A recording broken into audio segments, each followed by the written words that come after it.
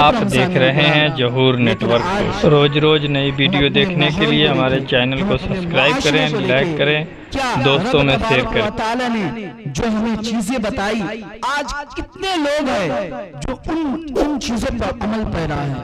आज हमारे मुआशरा को देख ले, यहाँ तक कि ये हालत हो गया है कि आज के जो बच्चे हैं वो किससे सीख रहे हैं? वो अपने माँ बाप से सीख रहे हैं। यानी जैसे हम अपने वालिदैन के साथ बर्ताव करेंगे, वो बच्चा देखता है वैसे ही हमारे साथ बर्ताव करता है। यानी अपने गिरबान में झांक कर देखे कि हमारे वालिदैन ने किस तरह मोहब्बत और उल्फत के जरिए हमारी सिंचाई की, किस तरह से हमारे बीशने कल्ब में फूल खिलाए। इसके बावजूद हम और आप अपने वालिदैन के साथ इसका क्या सिला देते हैं, इसका क्या बदला देते हैं? हम में से अक्सर बेशतर ऐसे लोग मिलेंगे जो अपने वालिदैन के साथ नाफरमानियां करते हुए मिलेंगे। यहाँ तक कि कुछ ऐसे लोग भी मिलेंगे जो अपने वालिदैन के साथ बदतमीजियां, उन्हें गाली देते हुए मिलते हैं। मुअज़्ज़ज़ मोहतरम सामईन इकराम, इतना ही नहीं बल्कि एक हदीस मुबारक है कि अल्लाह के रसूल सल्लल्लाहु अलैहि वसल्लम इरशाद फरमाते हैं कि एक वक्त ऐसा आएगा कि लोग अपने वालिदैन को गाली देंगे। सहाबे इकराम जब सुनते हैं तो ताज्जुब में पड़ जाते हैं, क्योंकि वो रसूल की सोहबत थी। रसूल की सोहबत इस कदर थी कि उनके ज़हन में ये तसव्वुर ही नहीं पैदा हो सकता था कि कोई इंसान अपने माँ बाप को भी गाली दे सकता है। वो सवाल करते हैं, या रसूलुल्लाह सल्लल्लाहु अलैहि वसल्लम, क्या कोई शख्स अपने माँ बाप को भी गाली दे सकता है? तो अल्लाह के रसूल इरशाद फरमाते हैं वो इस तरह होगा कि कोई इंसान किसी के माँ बाप को गाली दे, फिर वो उसका जवाब दे, यानी उसके माँ बाप को गाली दे, तो गोया कि इस शख्स ने अपने माँ बाप को गाली दिया। मुअज़्ज़ज़ मोहतरम सामईन इकराम, ये तो सहाबे इकराम की सोहबत थी कि उनके ज़हन में ये सवाल ही पैदा नहीं हो रहा था कि कोई शख्स अपने माँ बाप को गाली दे सकता है। लेकिन आज का मुआशरा को देखे, आज के दौरे हाजिर को देखे, खुद बच्चा अपने वालिदैन की बदतमीजियां करते हुए नजर आ रहा है। खुद बच्चा जो है अपने माँ बाप के सामने नाजिबा कलमात बोलते हुए नजर आ रहा है, खुद अपने वालिदैन को गालियां देते हुए नजर आ रहा है।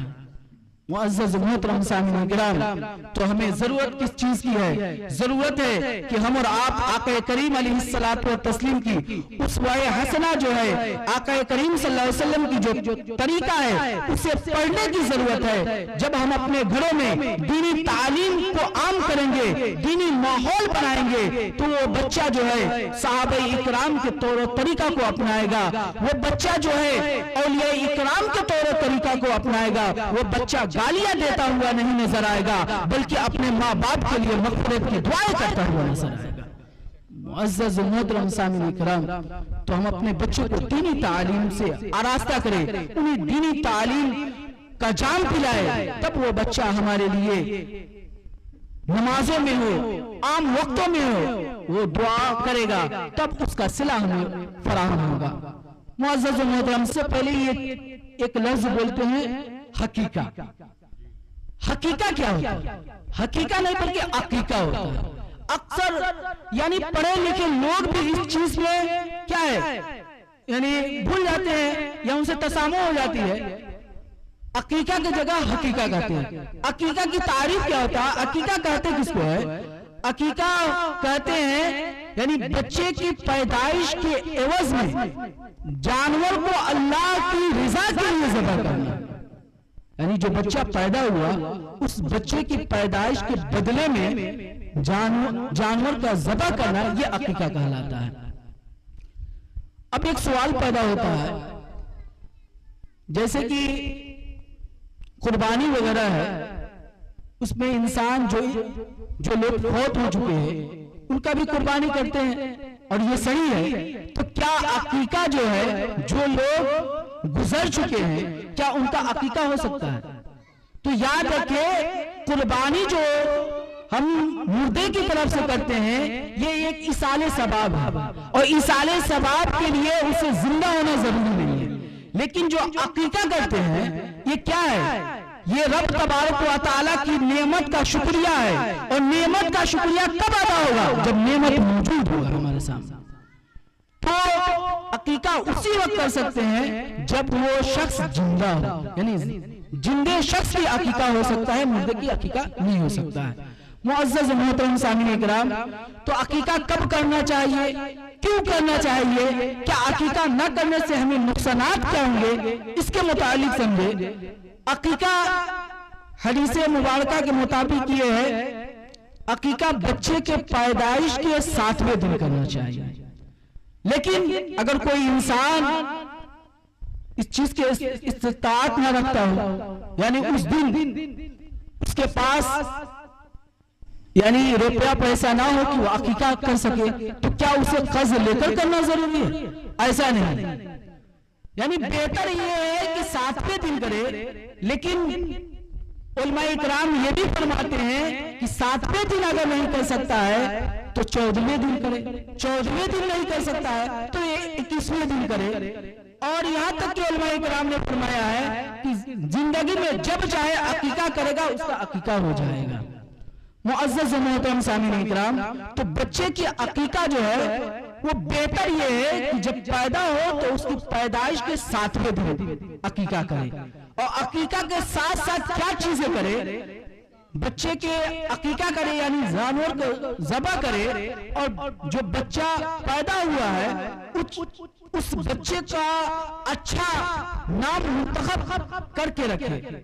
यानी कोई जो अंबिया इकराम के नाम हो, जो औलिया इकराम सल्फ़े सालिहीन के नाम हो, उन नामों में से मुंतखब करके अच्छा सा नाम रखे।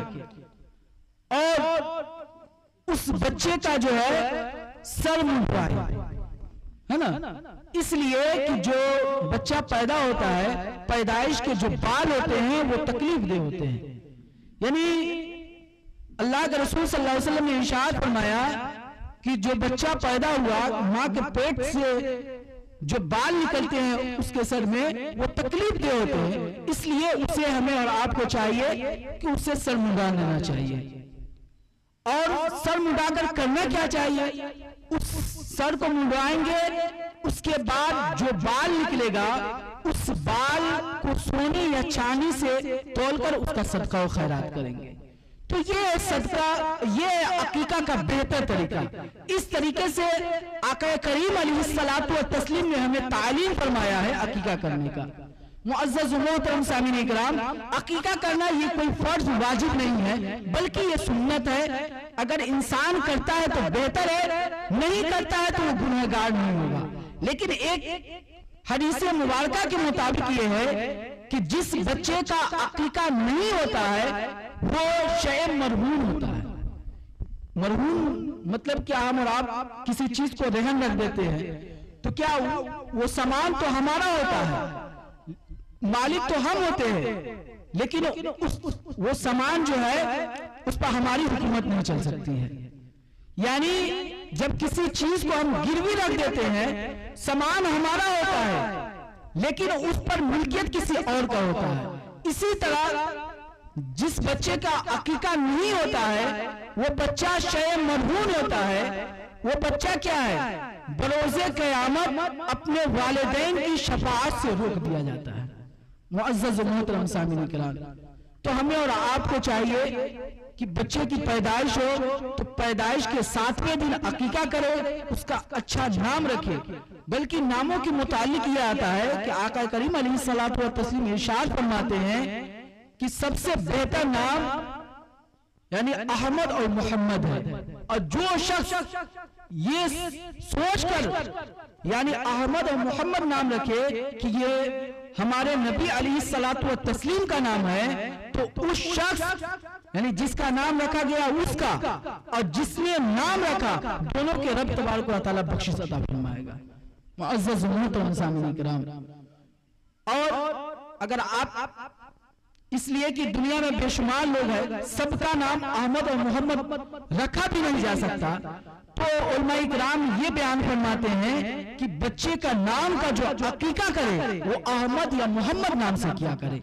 इसलिए कि बरोज़े क़यामत यानी जब अकीका होता है, जो नाम लिया जाता है तो रब तबारक व तआला बरोज़े क़यामत उसके वालिदैन के नाम के साथ यानी बुलाया जाएगा।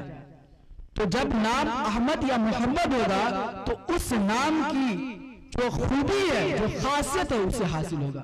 मुअज़्ज़ज़ मोहतरम सामीन इकराम, और दीगर मसाइल भी हैं, इन मसाइल को हमें और आपको जानना चाहिए, और जो चीजें समझ में ना आए हमसे जो बड़े उलमाए इकराम हैं उनसे राब्ता करें, उनसे समझने की कोशिश करें। इन अपनी नाक़िस और अधूरा बातों के जरिए अपनी गुफ्तगू को खत्म करता हूँ। व आखिरु दवाना अल्हम्दुलिल्लाहि रब्बिल आलमीन।